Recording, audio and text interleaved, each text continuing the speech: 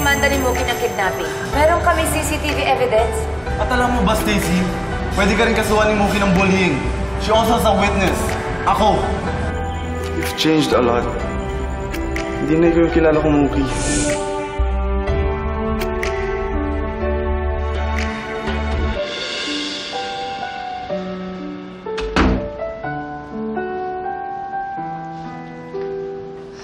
What's with the sad face, baby girl?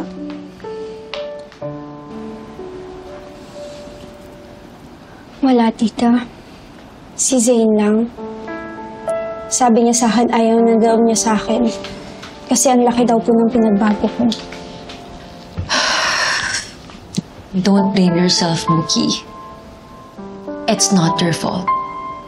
Ang sisihin mo, ang nanay mo. Nagrebelde ka kasi iniwan ka ni Emma. And that's understandable.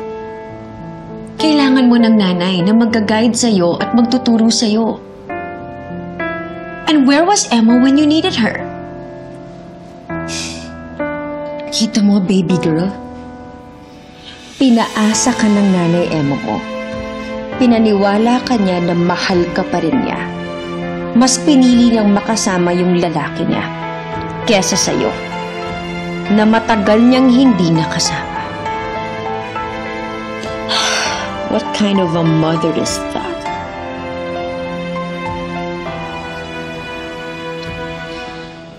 I'm so sorry, Mookie. You know, somehow, may kasalanan din ako dito eh. Because as your tita, I should have stepped up and guided you. Tita, hindi niyo po kailangan mag-sorry. Mabait po kayo. Pero yung si nanay, sobrang sama niya. Hindi ko po mapapatawan lahat ng ginawa niya sa akin. Pati kay tatay.